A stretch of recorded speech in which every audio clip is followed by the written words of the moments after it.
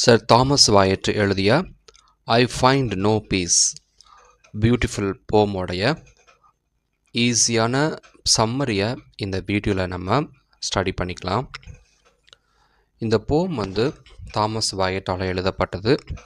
இவர் 16ஆம் நூற்றாண்டில் ரொம்ப ஃபேமஸான ஒரு பொயட், ஒரு கர்ட்டியர் ஆல்சோ. இந்த போமில் என்ன சொல்கிறாருன்னா, ஒரு கான்ஃப்ளிக்ட் இமோஷன்ஸை வெளிப்படுத்துகிறாரு. ஒரு முரண்பாடாக இருக்கக்கூடிய உணர்வுகள் எப்படி ஒருத்தருக்கு அமையும் எப்போ அப்படின்னா, ஒருத்தர் லவ்வில் இருக்கும்போது 2 குணங்களும் கிட்டத்தட்ட சமமாக பார்க்கப்படும் அப்படிங்கிற மாதிரி தான் சொல்லியிருக்கிறாரு.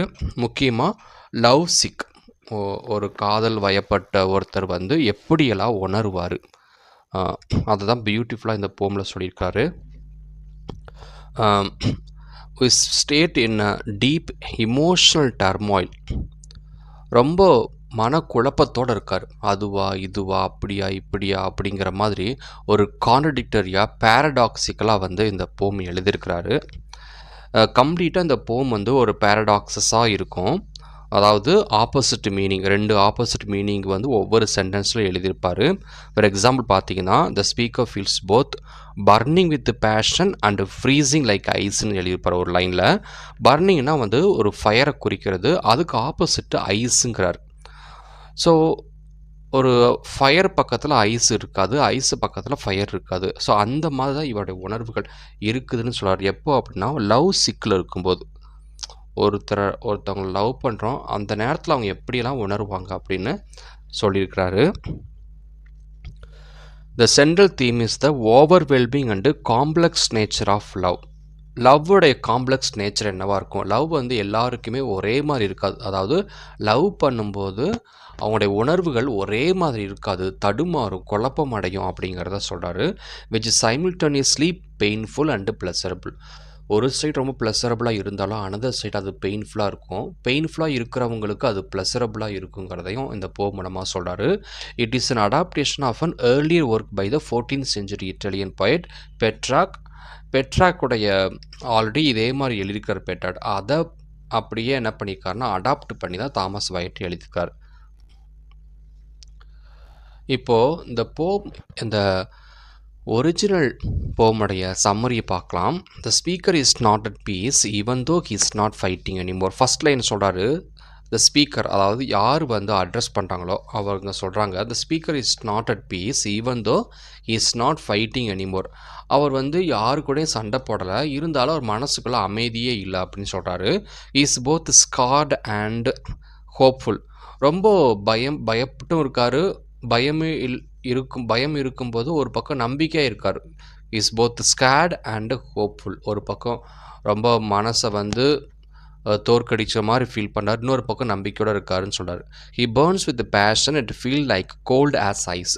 ஒரு பக்கம் ரொம்ப ஃபயர் மாதிரி எரியிற மாதிரி குணம் இருக்குது, இன்னொரு பக்கம் பார்த்தீங்கன்னா ரொம்ப ஐஸியாக சில்லுன்னு ஃபீல் பண்ணுறார். Is soars in to the sky at he can even get up. ரொம்ப வானுயர பறக்கிற மாதிரி ஃபீல் பண்ணார், ஆனால் பெட்டில் படுத்துட்டு அவரால் எழுந்துக்க முடியல. எப்படி எழுந்துக்க முடியாமல் இருக்கும்போது எப்படி வானுயர பறக்கிறேன்னு சொல்ல முடியும் அப்படிங்கிறத அவர் சொல்கிறாரு. It doesn't have anything yet he has the entire world. அவர் கையில் எதுவுமே கிடையாது, அவர் சொந்த கொண்டாடுறதுக்கு எந்த ஒரு விஷயமும் அவர்கிட்ட கிடையாது, அவருக்குன்னு எதுவுமே கிடையாது, ஆனால் உலகமே என் கையில் இருக்குதுன்னு சொல்கிறார். எப்போனா லவ் பண்ணும்போது உலகமே நம்ம கையில் இருக்கிற மாதிரி ஒரு ஃபீலிங் வரும் அப்படின்னு சொல்கிறாரு. Love which various loosens and Titans it's grip on him. ஒரு லூசனாக இருக்கும், ஒரு ஒரு பிடிமானம் இல்லாமல் இருக்கும். இன்னொரு பக்கம் லவ் முடியாதுன்னு சொல்கிறாரு. And whole scheme in a prison. ஒருத்தனை அடப்பட்டு அவனை எங்கேயும் வெளியே போக முடியாமல் இருப்பான். அதே மாதிரி லவ்வில் மாட்டினவே அப்படி ஒரு டைட்டண்டாக ஃபீல் பண்ணுறான். At the same time he is free to leave. ஆனால் ஒரு பக்கம் பார்த்தா எல்லாத்தையும் விட்டுட்டு போயிடலாம் அப்படின்னு ஃபீல் வரும். But there is no way for him to escape. ஆனால் எங்கேயுமே எஸ்கேப் ஆக முடியாது. அப்படி தான் லவ் இருக்கும். லவ் உங்களுக்கு ஃப்ரீடம் கொடுத்தமா இருக்கும், ஆனால் அந்த லவ்லேருந்து வெளியே வரவே முடியாதுன்னு சொல்கிறார். It won't let him live nor kill himself. It won't let him live nor kill himself. உங்களை வாழவும் முடியாது, வாழ விடவும் பண்ண முடியாது, உங்களை நீங்களே சாகடிக்க முடியாது. ஒரு பக்கம் நீங்கள் நம்மளே செத்து போயிடலாம் அப்படின்னு தோணும். இன்னொரு பக்கம் உங்கள அந்த மாதிரி பண்ண விடாது. ஸோ 2க்கு இடையில நீங்கள் இருப்பீங்க. எப்போனா லவ்வில் இருக்கும்போது. Even though it makes him want to tie all the time. ஆனாலும் ஒவ்வொரு நாளும் நீங்கள் ஒரு செத்துக்கிட்டே இருப்பீங்க. ஒவ்வொரு நாளும் உங்களுக்கு வந்து மரணம் இருந்துக்கிட்டே இருக்கும். மரணத்தில் இருக்கிற மாதிரி தான் இருப்பீங்க. ஆனால் வாழ்ந்து கொண்டு தான் இருப்பீங்கன்னு சொல்கிறார். He sees without sight and complain without speaking. கண்ணு பார்வை இல்லாமல் உங்களால் பார்க்க முடியும். கண்ணால் நீங்கள் அதாவது உணர முடியும். பார்வையாளர் மாதிரி ஒரு கண்ணு தெரியாதவன் வந்து என்ன பண்ணுறான்னா உணர முடியும். அதே மாதிரி அவருக்கு பேச முடியாது. ஆனால் கம்ப்ளைண்ட் பண்ணுவார். கம்ப்ளைண்ட்னா வாய் வழி கம்ப்ளைண்ட் பண்ணுறாரு. ஆனால் பேச்சு கிடையாது. எப்படின்னு ஆப்போசிட்டாக சொல்கிறார். He wants to tie but he also wants to live longer. ஒரு பக்கம் செத்து போயிடலான்னு தோணும். இன்னொரு பக்கம் ரொம்ப நாள் வாழணும் அப்படின்னு தோணுது. He love someone else but that's why he hates himself. மற்றவங்கள லவ் பண்ணுறதுக்கு இருக்கும்போது தன்னைத்தானே எப்படி வெறுக்க முடியும் அப்படின்னு சொல்கிறார். எப்போனா அந்த லவ் பண்ணும்போது இன்னொருத்தவங்களை லவ் பண்ணுறான். அந்தளவுக்கு லவ் பண்ணுறான், தன்னை வந்து வெறுக்கிறான். He sustain himself with sorrow and laugh through constant pain.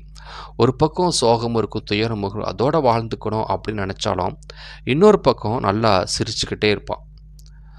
Similarly both idea of life and death disappoint him. இப்படி தான் வந்து வாழ்க்கையும் மரணமும் மாறி மாறி என்ன பண்ணுதுன்னா ஏமாற்றி கொண்டே இருக்குது. வாழ்வா சாவா அப்படின்னு 2 பேருமே சமமாக என்ன பண்ணுறாங்கன்னா மனிதர்களை வந்து லவ் மூலமாக ஏமாற்றி கொண்டிருக்கிறாங்க. Is pleasure is the cause of all this trouble.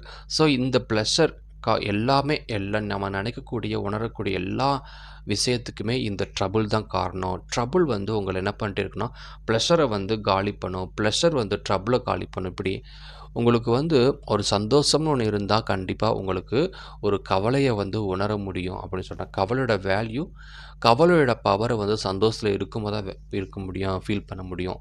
So அப்படி ஒருத்தர் லவ் பண்ணும்போது இப்படியெல்லாம் வந்து உணர்ற அப்படின்னு தாமஸ் வைட் இந்த போம் மூலமாக சொல்கிறாரு. இந்த போமுக்கு வந்து ஐ ஃபைண்ட் நோ பீஸ் அப்படிங்கிற டைட்டில் ரொம்ப பெஸ்ட்டு டைட்டிலாக தான் வச்சுருக்கிறாரு.